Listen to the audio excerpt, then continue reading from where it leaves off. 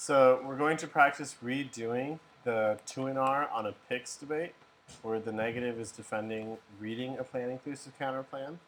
If you watch the first video, you will have seen the original drill set where I read a shell, courtesy of my student Tom, and Kirk responded to that shell.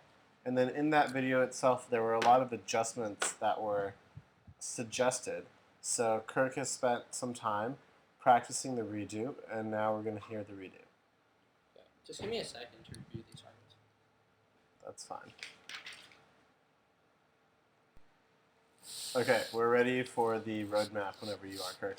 Okay, so the order will be a brief overview, not brief, it's an overview at the top that you probably should flow, and then a counterinterp down, and then down his standings. You don't have to flow the counterinterp on a separate sheet because the reason for a counterinterp will be on the same sheet. Okay. Ready? Mm-hmm. Education always fairness is a always duration because education lasts with us for the rest of our lives. Our fairness only matters in this debate around the peace points. Our role of judges to be educated, which means that we should focus on education. The peace point is how the total impact of fairness is winning. However, we really care about winning. We simply buy TOC, big TOC trophies for ourselves. Clearly, we don't do that, which means that shows that external purpose. Prefer reasonability. The ace points are key to the ace points are key to substantive education because reading education leads to arbitrary race to top with us all. Ways a fair argument that you could write, which incentivizes people to always read theory. That kills something in education. That's the biggest control in terms of theory debate because theoretical education really has no value except within and around itself. This means that my win reasonability, I only have to prove this specific argument is good, and not the general norm of reading picks is good, which I will make later. Also reject the argument because of substantive education. We get once we reject the argument, we get to resume on to other parts. We get to resume on to other parts of the flow caused by the impact of substantive education. Counter. The negative can read a plan inclusive counterplan if A, the AC is a plan, the PIC is disclosed, the C supplies has solvency output for the PhD and the field, and D, I'm picking out a specific age group on the ground. One turn sometimes our firms are simply are just true, which means that I need picks in order to leverage my ground, especially when you get into prep time to choose for the choose the affirmative. You will always be able to choose the best affirmative, which means that I can't fight it.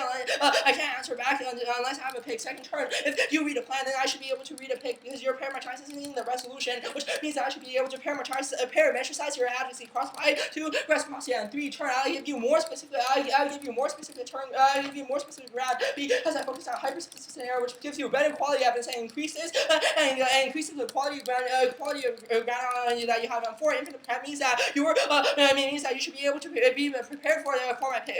You should be able to be prepared for my pick before the round. B, the plan is time to research for the AC on your AC line field ground. One, this is inevitable. We lose field ground whenever we collapse our arguments. The second is no warrant. I still have to contest the framework. My advantage, my benefit to the pick falls under a different framework. Then your B. So when you say kill advocacy ground turn, you can simply read the pick as a AC if you spend enough time researching the argument. There's nowhere in the resolution precludes you from taking out specific age group caused by this argument to time skew. If you really research, then you shouldn't have time skew in the first place. And number two, predictable limits. One turn, I increase that because I focus the entire debate onto a specific scenario that's key to education because it allows us to discuss the specific scenario and learn about how we predictable limits because predictable limits is arbitrary.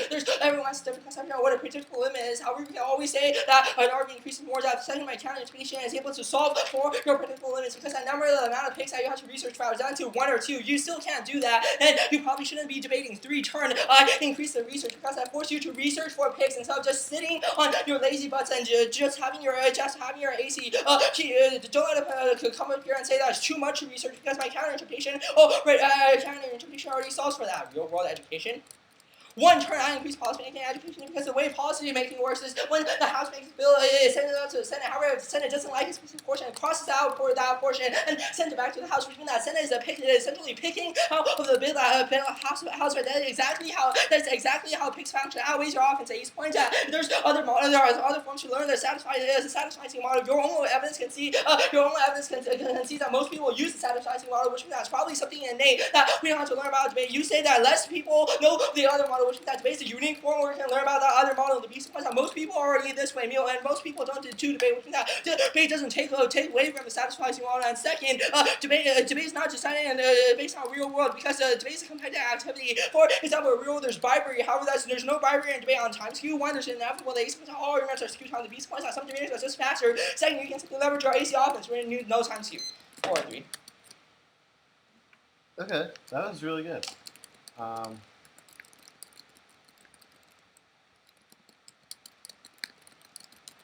I think you probably ran a little bit short on time skew. Yeah, sure. A little bit more lip service would have been good there. But also there could have been cross apps. Like, if the app should have been able to write an app that didn't have a pick in it, that seems like a cross app. Time skew is your fault. Yeah, I cross-applied that to time skew. That means that no time skew, because if that you should be able to research on your argument and choose the best argument you have. If you research it, there's no time skew. That was my analysis. Right. Yeah. Okay. I thought this was good. This makes the 2AR on picks really hard. Okay. That's what we want. Now, again, this all is dependent on you either winning an RBI for the pick or winning the substantive debate.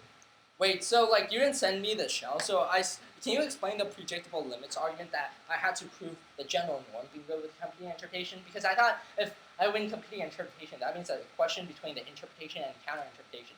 And the counter interpretation establishes that my specific pick is good. So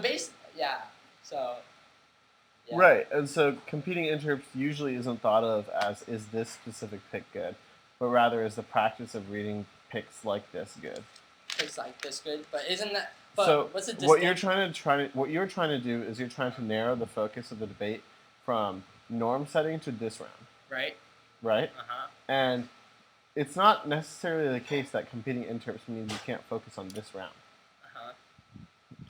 We talked about this a lot, how you could have a competing interps model for debate, and it's what counts as relevant offense is in-round abuse. Oh, right, yeah, we talked about that. Right? And so the original argument in predictable limits is that even if the pick that the negative is reading is good, it's the practice of being able to read a pick that's not good. It's the norm of being able to, it's the fact that the negative could do it, which is bad, not that the negative did do it. Like, this particular instance may be okay, but the fact that the negative can do it is a bad thing. That's the argument. Well, it still doesn't make sense in my mind, because I think competing interpretation means that the two interpretations are competing, right? So if I establish a really competing interps also implies norm setting. Right. I don't know why people think it does, but it does. Sure. Why can't we set a norm that this specific pick is okay and other picks aren't? We could. I think that the complaint that the AF would draw is that that's a slippery slope. That everyone would be like, yo, this particular pick is good and every other one is not. And so there's no bright line for where we draw the line there. Sure. It's better to draw the line at no picks than this one pick is good.